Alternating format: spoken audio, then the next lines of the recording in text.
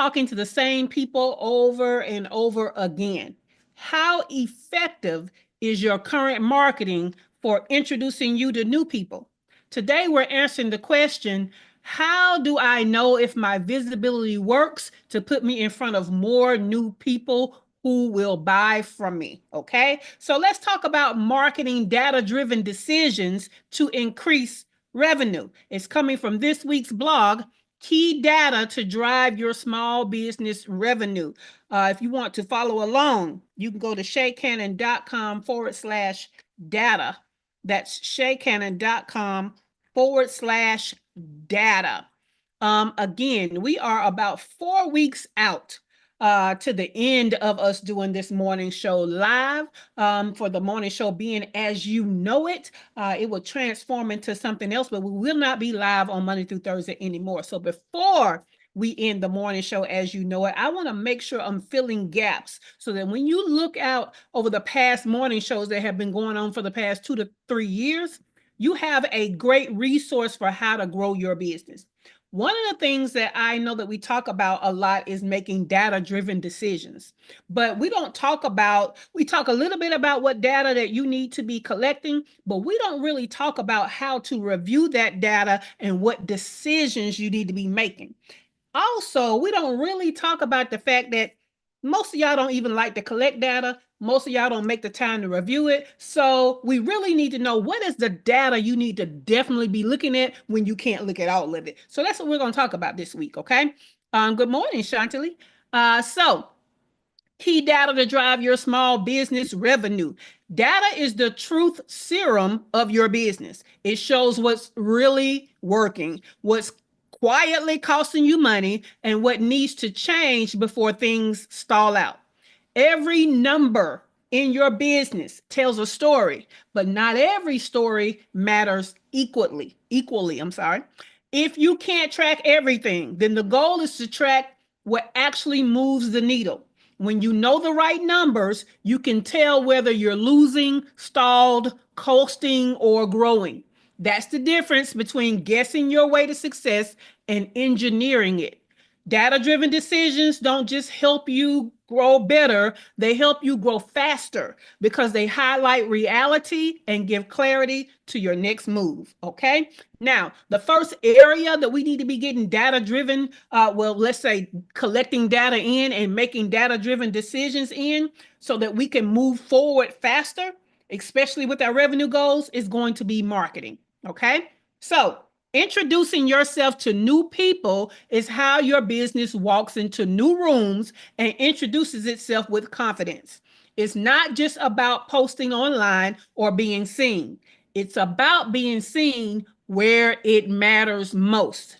This stage is all about expanding your presence into spaces your ideal clients already occupy, whether that's digital, professional, or community driven.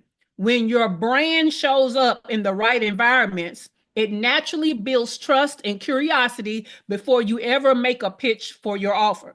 The more your audience recognizes your name, your voice, and your message is in those aligned spaces, the more magnetic your business becomes in attracting the right people. Marketing done right creates awareness that compounds, it grows. It positions your brand as a familiar, credible option long before a buying decision even crosses somebody's mind, okay? Now, this is important because a lot of you, we talked about your email list last week, sorry. We've talked about social media before. We've talked about all of these things before, but a lot of you don't really do enough to get in front of new people. So when you pitch your offer, you're kind of pitching it to the same people over and over again, and you're wondering why nobody's buying. Well, they already told you no once, right?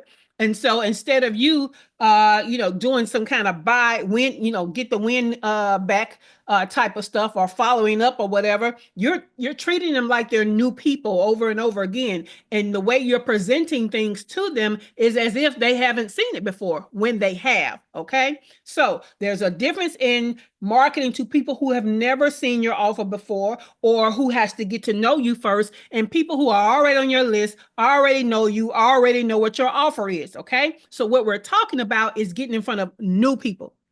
That's what we're talking about. And so what data do we need for that? And what kind of data-driven decisions do we need to make based on that? So that's where we're going to give you more on this morning show. Okay, so let me go ahead and I'm going to share my screen because this is a little in-depth. So I'm going to do like we did last week and let you follow along on my show notes.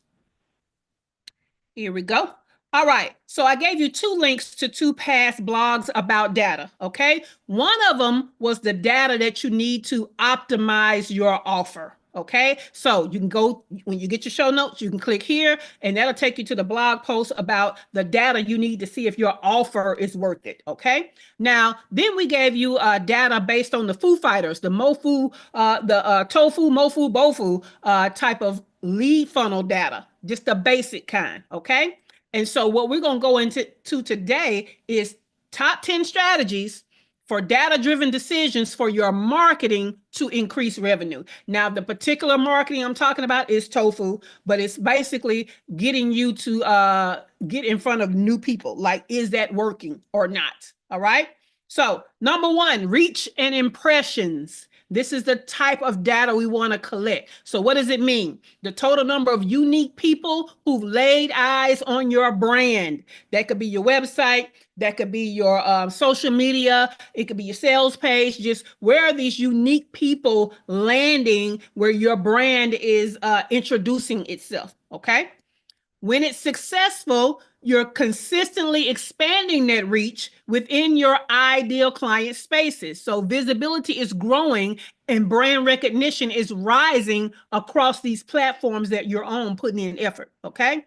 When it's not successful, it means your numbers are stagnant. You're not really getting reach on too many people or more people. And so your reach is coming from audiences that are either irrelevant to your niche or that are kind of like those, we're going to say impressions from people who already know about your brand. Okay. So when you are unsuccessful and this data about your reach and your impressions show you that your numbers are stagnant, your goal is your content isn't resonating is the problem. And so you want to redefine, okay? Redefine where you're visible to attract people and what you're saying there, okay? That's what we want to do.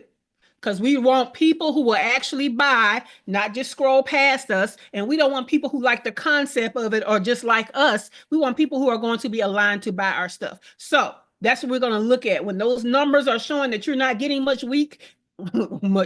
you're not getting much reach or not too many impressions, we want to start cycling through new types of content that we feel like will resonate better. So do better content, and we want to make sure we're in the right places with that content. Okay, so that's what that data is going to tell us.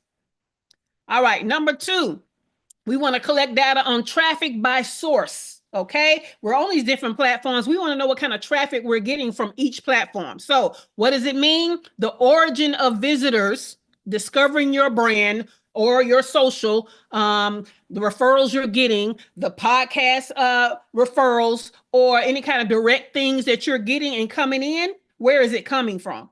Okay.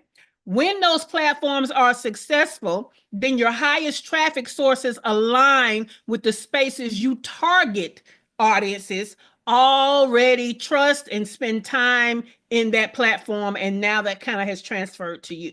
All right. So for example, if you're out here getting more podcast interviews, you want to go to your analytics to see if the calls to actions that you're giving them or the places you're telling these people they can follow you or find you, are they coming after you have been on that podcast? Did you see a spike? That's how we know whether or not that us taking the time to be on podcast, is it working, right? So when it's unsuccessful, traffic is coming from random sources that never translate to inquiries or conversions because we don't know where they're coming from. We don't know why they're coming. It's not through our efforts. And so therefore it's probably not quality. Okay. So impact tip, track which sources generate meaningful interaction, then amplify those channels for consistent qualified visibility. But again, if you're taking your time to do stuff and you're not getting the reach, then we probably either need to not be there at that source, or we need to give them better content to attract the right people from that source. Okay. I'll tell you, I had a spike in traffic to my website on September the 8th. Okay. And I was like, I kept trying to think, what was I doing on September the 8th? Like, was I on a podcast? Was I on somebody's platform? Like, what happened? Right. So I had to track down where was the traffic coming from. And it was coming from some source I didn't even know. But what I recognized was the source that it was coming from was a web page that sells you traffic. So what I think they did was they sent me a lot of traffic so that I could research it. And when I got to their site, I understood that they could send me more traffic if I probably wanted to invest in one of their programs. However, the traffic that they sent me didn't go past my homepage. So it wasn't quality traffic. Okay. So when we're getting these spikes in traffic or increase in traffic, we want to know where is it coming from so we know where to double down. Okay. Engagement rate. What does it mean? The percentage of people interacting with your content. This could be likes, shares, comments, saves, clicks. Okay. Now, by now, everybody with an online business ought to know that people can buy followers. Okay. People can even buy views. They can buy all that. But what was hard pressed for you to get them to show up as is engagement. So ever been on somebody's page and they got millions of followers, but then you look on their post, they got like 3 likes, 1 comment. Yeah, that means them followers don't resonate.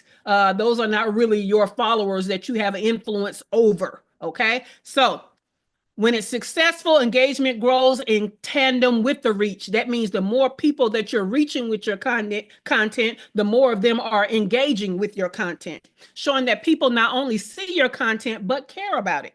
These are going to be the people that are easiest to convert to your offer. So when it's unsuccessful, your views are high, but nobody is engaging. Your message isn't connecting emotionally or contextually. Okay. So they like, I see it, but whatever, I'm done. Right. And they're gone. They didn't interact with it. They didn't like it. They didn't do nothing. So the tip to make it more successful is your engagement reveals connection, not just exposure. So you don't want to just be seen. You want to be connected to the people who see you. So test different formats, different tones that inspire conversation and not just consumption, or that inspire engagement. Okay. So that's what we want to do with that one. Number 4, cost per reach or impression for your paid ads or your paid efforts. I had to put this in here because at some point you guys have to go beyond the organic. Okay. Organic is for building and testing. But when you understand and you've tested and you're building now and it's time to scale, that's when you go to paid efforts. Okay. Cool. So what does it mean? The price you pay to be seen by a single person through ads or sponsored placements. So sponsored placements could be maybe you paid to be on an email blast for somebody's big audience, or maybe you paid to do a post in somebody's big Facebook group. So it could be more than just paid ads, which is why I said paid efforts. Okay. But you can get insights and data from all of it. So when it's successful, your cost per impression decreases while targeting quality audiences, not bots or random people. When it's unsuccessful, you're paying more for the same or worse visibility that you had than you had, suggesting your targeting is too broad or your creative is too generic. So this is where that niching comes in mind. When you niche down who you're talking to, then your conversation can be niched and hit the target better. All right.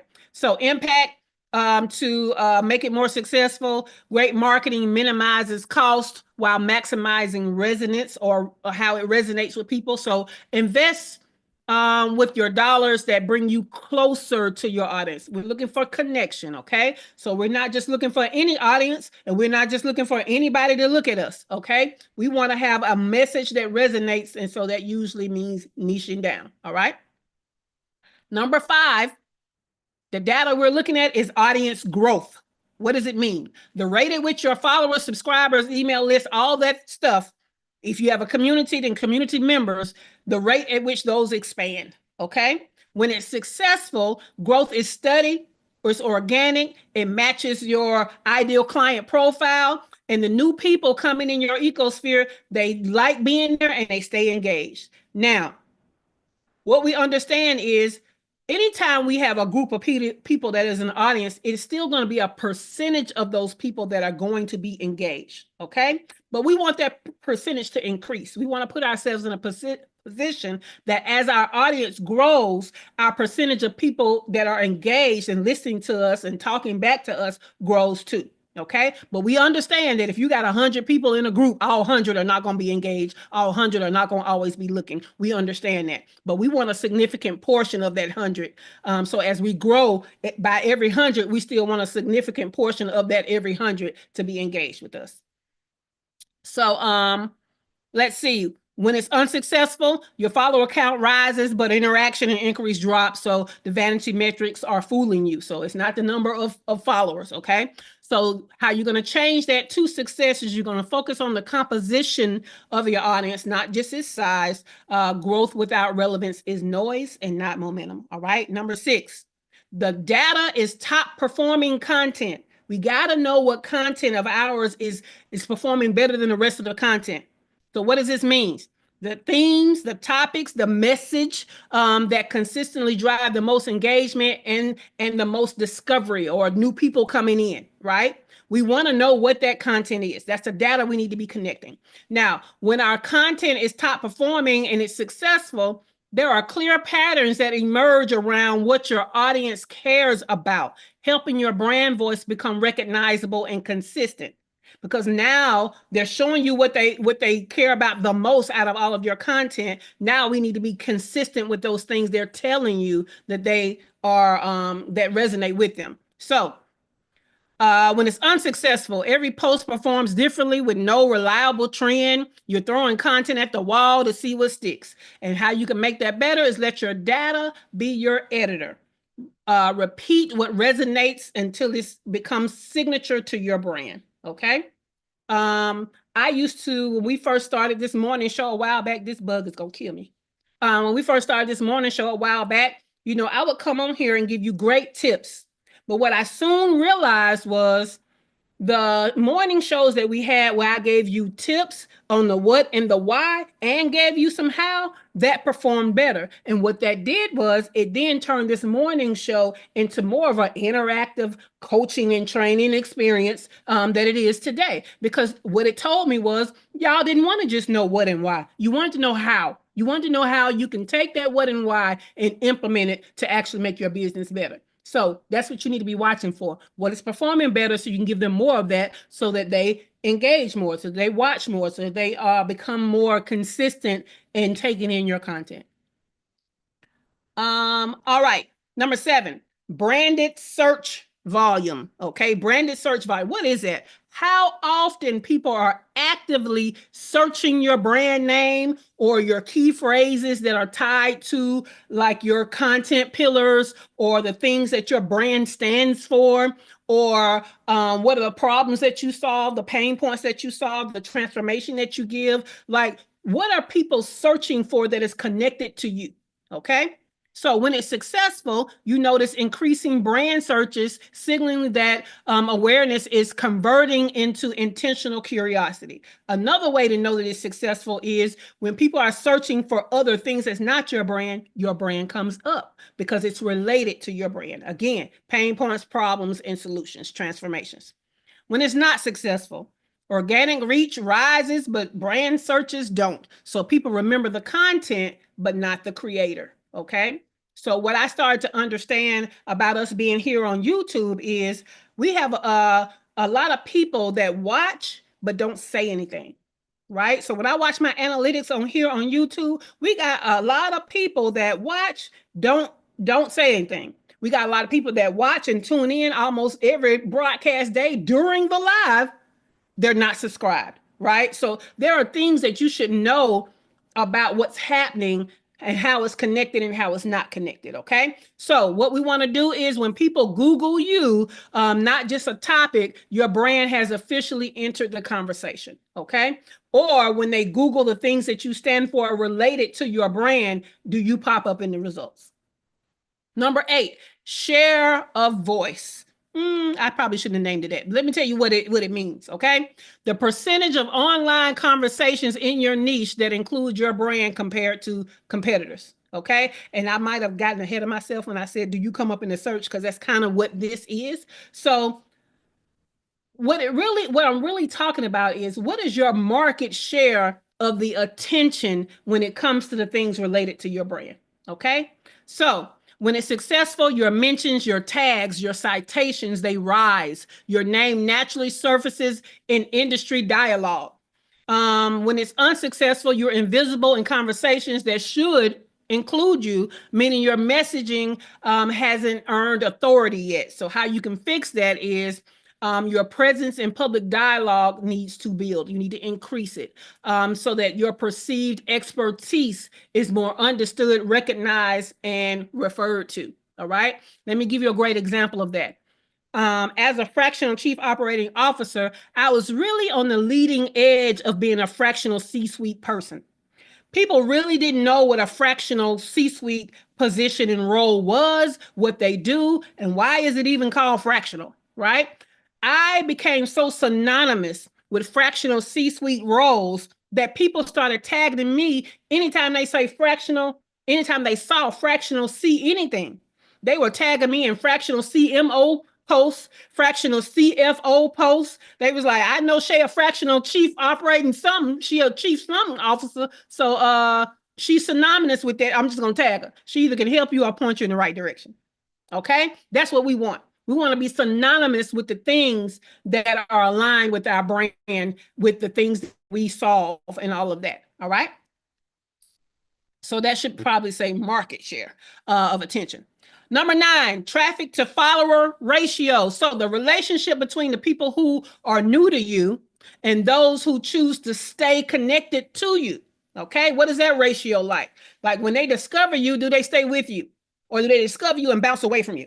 Okay, so when it's successful, visitors frequently become followers and subscribers, signaling lasting interest. Remember last week when we talked about the people that get your lead magnet and get on your list, and we want them to stay on the list. So we want to do that 4 email welcome sequence so that they don't what? Instantly unsubscribe or bounce off of your list. All right. So this is kind of what this is. So when it's successful, then those people that connect with us, they stay connected. When it's unsuccessful, you might get high traffic coming to you, but you don't keep them. That means something is wrong. That means people looking, but they don't stay. So how do you change that? Well, the best first impression is one that turns into a second impression. So what you want to do is you want to make sure at your entry points that you invite them to connect, but also stay connected, and you give them a reason to stay connected. Okay, so that's that value content and all that stuff that we're doing when we're consistently nurturing. All right. Number 10, last but not least, earned visibility. Earned visibility. What is it? Free exposure generated through mentions, tags, shares from other people, other brands, other places, other platforms. Some of this you might recognize as backlinks. Okay, this is why you're contributing writing, why you're speaking, and things like that are important, because other sources are talking about you and linking to you. Okay, so when it's successful, you're being talked about and shared by peers, clients, collaborators. Your reputation travels further than your own reach. When it's not successful, you rely entirely on your own platforms to be seen.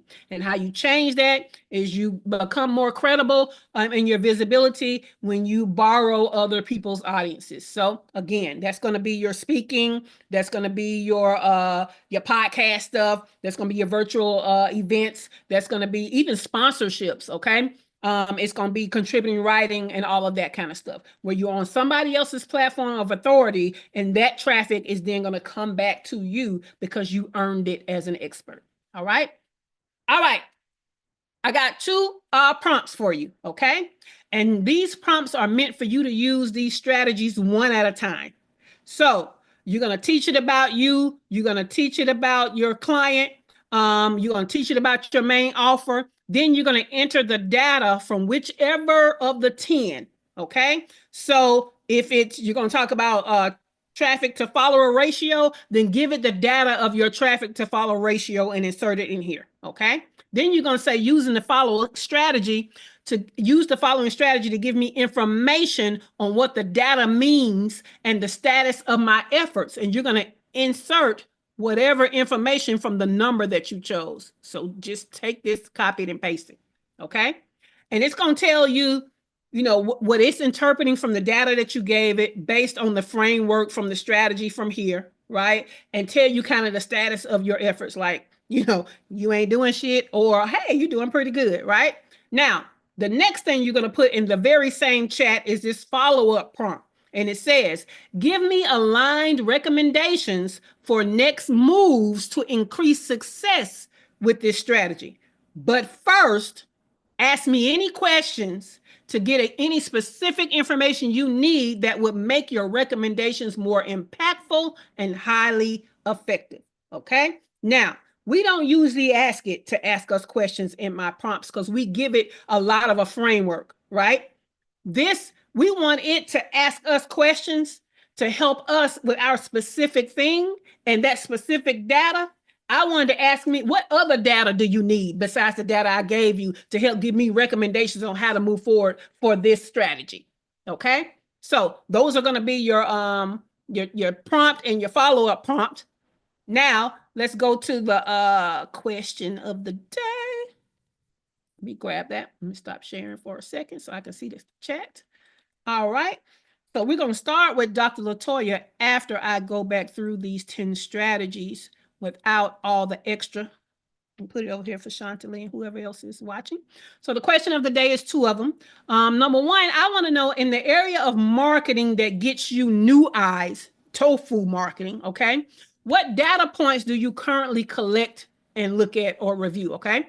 And then the next question is going to be, which of the 10 strategies from today do you think will be effective in giving you information about your marketing efforts for new leads, okay? Everybody's business is a little different because everybody's efforts are different. Some of these things you're not even doing, so how could you get results back from that, right? So I want to know which one of the 10 strategies you think will help you with your specific efforts the way that you do it, okay? Now, before we get started with Dr. Latoya, I'm going to go back through our 10 strategies. Let me scroll up. And I'm going to share my screen again so that you can see the detail as I only give you the general data, okay? So, top 10 strategies for data-driven decisions for your marketing to increase revenue, okay? The first data point you need to be collecting for number 1 is the reach and impressions of your content, okay? The reach and the impressions of your content. Number 2, traffic by source. Where is traffic coming from? From the traffic that you're getting, where is it coming from? What's the lowest? What's the highest? Okay. Number 3, engagement rate is data that you should be capturing for marketing to get new invites of new people that know about you. Engagement rate. Okay. So when you put that content out there, how many people are engaging with it? Are they liking it? Are they are they saving it? Are they clicking your call to action stuff? Are they sharing it? All of that. Number 4, cost per reach or impression for your paid efforts. And I say efforts because paid ads is just one paid effort. You could be paying to be a part of an email blast. You could be paying to be in a group, Facebook group where you're borrowing somebody's audience. Whatever paid efforts, we want to know what was the reach from that paid effort. All right. Number 5, audience growth. Wherever you already have an audience, whether they're following you, whether they're subscribed to something, whether they're a member of something, whether they're on your list, how is that growing? Okay, we want that data. Number 6, top performing content. Okay, if you put content out like me, I put out so much content that when I'm deciding what to continue to talk about, it's going to always be in the areas that interest y'all the most. How do I know what interests you the most? Well, it's the top performing content. What got the most views? What got the most engagement? What got the most impressions and all of that kind of stuff. So that's how I pick what we're going to expound upon, right? Y'all don't really like to talk about structure. You know you need it, but you don't really like that. Y'all like money conversations. You like to, when I'm talking about marketing, you want me to talk about marketing and how it's going to help you get to the money. You don't want to just talk about making relationships for whatever reason. I always have to make you see how it connects to the money. When it comes to sales, you don't want to just know how to sell. You want me to understand that you're not a salesperson. So how do I get to my money and sell my stuff and I'm not a salesperson? Or how do I sell when they say no? Okay. Those are the things that y'all want to know. That's because that's my top performing content.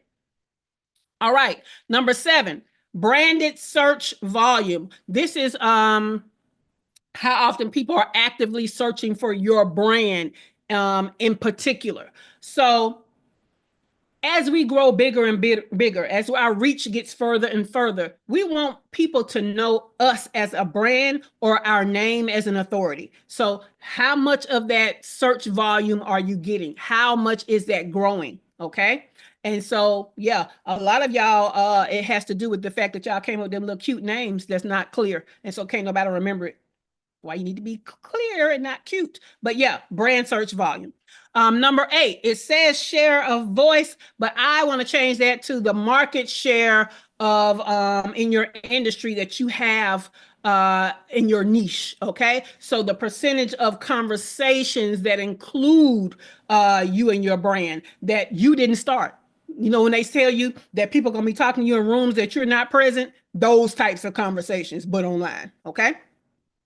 Number 9, traffic to follower ratio. All right. This is the relationship or the ratio between the number of people who find you and that are new to you and that actually stay when they find you. All right. So traffic to follower ratio, or let's say find you to stay with you ratio.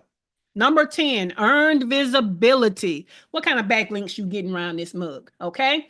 Where are you active on other people's platforms where they're now linking to your platforms to give you more authority there? All right. So those are our 10. And we're going to go back to our question. It's 2 of them. We're going to start with Dr. Latoya. So Dr. Latoya, first, which of these data points are you currently collecting and reviewing? Second, which out of these 10 strategies that we talked about today do you think will be effective in giving you information about your marketing efforts for new leads specifically? And you're Yeah. still there. So I do, when I go on different platforms, I give different codes for the same thing. Like, Yeah. so when you come here, download, I mean, use this code. So that helps me track which platforms have been successful, or the basically how much traffic I've gotten from the various places that I've been, since I'm using the same lead magnet. Yes. So I find that to be really useful. And I think watching or the tracking the metrics from the type of content that I'm putting out is what I'm now kind of starting to focus on. And I'm not doing this, but I am doing it. The social media engagement metrics, that is not something at all that I've ever cared about or looked at. But I think because I have a 3-month kind of social media plan, so to speak, right? My person is being really intentional about us looking at those metrics and using those metrics. And it's actually very helpful and useful. So I Yeah, won't be because resistant. if you'll remember, that's how I decided at the beginning of the year not to do TikTok. I'm over there putting stuff over there. I don't care if I am just repurposing. I'm putting stuff over there. It's not getting any engagement. So what I'm gonna keep doing stuff over there for? I don't care if it's extra 15 minutes a day. I'm gonna reclaim my 15 minutes, right? During this year, I stopped doing Instagram. So we are already one person trying to do a bunch of stuff, or some of us have minimal team. We want them hours to count that we're paying them for. So we need to be tracking this social stuff to see, is that platform even worth me putting stuff on? So yeah, I'm gonna say yeah, because you're also in your business real close to going from that building to scaling, and going into paid ads. Well, you want to know what platforms are worth running ads on. If they ain't looking at me for free, I damn sure ain't finna pay for you not to look for me. You know what I'm saying? So yeah. Yes, all of that. Cool voice. All right. Dr. Tachi, which data points for marketing and getting new leads are you currently collecting and reviewing, if any? And also, which of the 10 strategies from today do you think will be really effective in giving you information on your marketing efforts to get in new leads? Yes.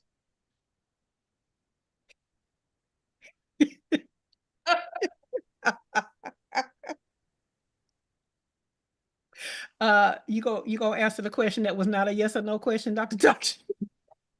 Okay.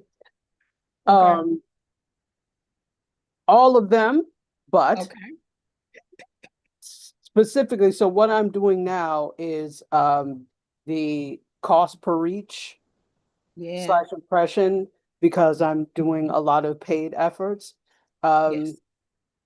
and also the engagement rate, right? I'm looking at the things that all of them, but definitely look at audience growth, particularly for the network. That's what I'm. Yeah. Yeah. I would say for your paid efforts, not just looking at what you said, but also adding to that, not just how many people are coming from it, but also how many people are staying. Yes. So I would look like go just one step further with the paid Okay. efforts. Okay. Cool bean. All right. Kimberly, we don't know what you're doing. We don't know if you're driving, sitting there, can come off the mic or whatever. We are assuming that you're not available. So let's go to Heather. Heather, which data points do you currently collect and review for your marketing efforts to get in new leads? And which of the 10 strategies do you think will be effective in giving Oh, you information sorry, about, sorry, sorry. what you say?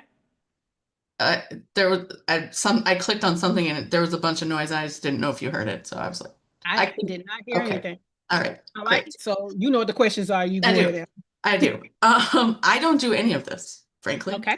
Um, so when I think earned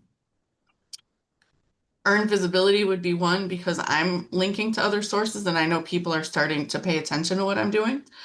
Okay. Um, news wise. And then I think reach and impressions would probably be the next one because no, that's a lie. Engagement rate. Because I have also noticed the same thing you did where people have like a zillion followers, but their video has like 5 comments on it. And that's, that Mhm. happens. And so I I don't want to be that person. I would Good. like to surpass how many followers Walter has on TikTok. That's funny. When Walter when Walter is more popular than you, that lets you know you need to work a little harder. A little bit. Uh, but it's also not fair because what we understand about the internet is cats are always gonna get more attention than anything else on the Facts. internet. That's why the what was it, the documentary or the mockumentary, don't F with cats, right? Yeah. Yep. So yeah. Okay, so Chantilly has not answered the question over champ. So let's go back to our blog, our main blog. So this week we're talking about key data to drive your small business revenue. And when I say key data, I mean, like, I get it that you don't have enough time in a day already, but you still should be gathering data so that you can make data-driven decisions that increase your revenue. And so what we're talking about this week are the ones that if you don't look at nothing else, we want you to look at these because they have a high impact on what your business is doing and how much money you're going to make. Now, what are data driven decisions? That means you're going to look at this data, you can collect it, you're going to review it, and it's going to give you information that helps you make decisions to make more money. Okay. Now, today, what we talked about was your marketing efforts towards getting new leads and new eyes specifically. Tomorrow, we're going to talk about qualified leads. And I say qualified, what I really mean is sales qualified leads, because qualified leads are people who will eventually buy your offer. Otherwise, they're not qualified, and I don't know what you're doing with them, because if they're not going to eventually buy, we don't need a fan club, right? We don't need to be popular because you can be popular and broke. So we want people to come over that are quality leads that will eventually buy from us. Okay. So we're going to talk about that on tomorrow. But so far, when we're talking about this, key data, why it's important and what we're supposed to do with it, which is the difference in the conversation today and any other one we've had about data driven decisions. Does anybody have any questions? any aha moments, or any value adds on data for marketing, or why data is important for your business and business decisions? Great. Yeah, it is kind of self-explanatory, right? Basically, we know what it is. We know why it's important. We know we need to do it. We just ain't been doing it. So we just need to find ways to do it, okay? So let's talk about what's happening this week. Tonight from 5 p.m. Eastern Time to 9 p.m. Eastern Time is a Get Shit Done work session for the paid membership only. That information will be published in the paid group. If you are not in the paid group and you would like to be in the paid group and take advantage of all of the value that you don't get, you know, that little partial value we give you to the free group, go to shaycannon.com/membership. All right. This week, this Saturday, well, not this Saturday, but next Saturday, October the 25th, from 10 a.m. to 2 p.m. Eastern Time, is our fall boot camp intensive. The theme of it is Foo Fighters 2.0, marketing to fund your freedom. We're going to talk about the entire workflows you need to have in place to start having the things that make your business money to be consistent with. The link to that is going to be available this week. So save the date. October the 25th from 10 a.m. To 2 p.m. Eastern Time. But the link to go ahead and save your space will be out this week. All right? Cool beans. Well, this has been the Her First Six Figures Morning. I can't even say it. This has been the Her First Six Figures Morning Show, which is an interactive coaching and training experience as part of our free business mastermind group that positions Black and brown female online service-based entrepreneurs to generate your first six figures by learning how to make the money and create time freedom. Find out more about me, your mixed up host, Shay Cannon, plus get links to resources like how to join the free business mastermind group and how to get the strategies on my show notes from today and past recent episodes. Go to the description below. If you have not already, give me a thumbs up, like this episode. Make sure that you are subscribed to the channel because my data is telling me that y'all are watching, but you're not subscribed. So subscribe to the channel. Also, understand that today's video is going to be one of a 4-video series, so make sure that you check out the other videos. And with that, the studio is closing in 5,